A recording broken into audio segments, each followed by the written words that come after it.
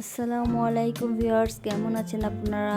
আপনাদের জন্য আমি একটা নতুন রেসিপি নিয়ে আসলাম, কচু দিয়ে চিংড়ি। আমি এটা কচুগুলো পিস করে নিয়েছি, বয়েল করতে দিয়েছি। এটা হচ্ছে মান কচু, এটাকে আমি বয়েল করে নিচ্ছি। চিংড়িগুলোকে প্রসেস করে নিয়েছি, মাঝারি সাইজের কিছু চিংড়ি।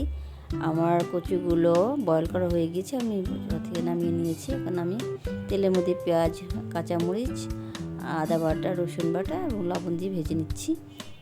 এখন এক এক করে আমি মশলাগুলো দিয়ে দিচ্ছি, হলুদ, ধনিয়া, জিরা আর মরিচের গুঁড়ো পরিমাণ মতো দিয়েছি।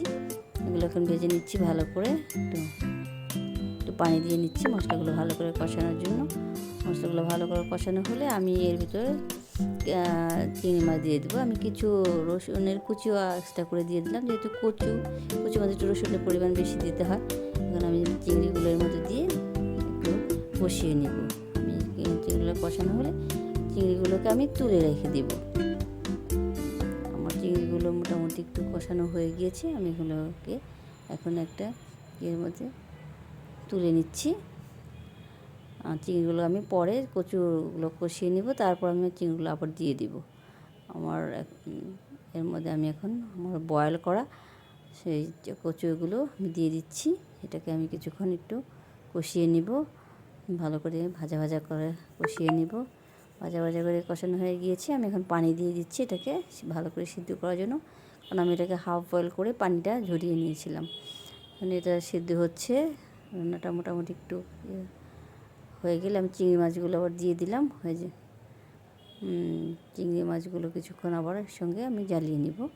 আমি একটু এর মধ্যে চিনি দিয়ে দিচ্ছি। আপনাদের একটা আমি আমার টিপসটা শিখিয়ে দিচ্ছি।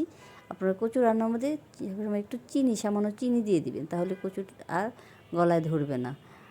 অনেকে গলায় কচু ধরে, যদি খেতে চায় না, দেখবেন দিলে একটু কচু ধরবে না, কচু খুব টেস্ট হবে।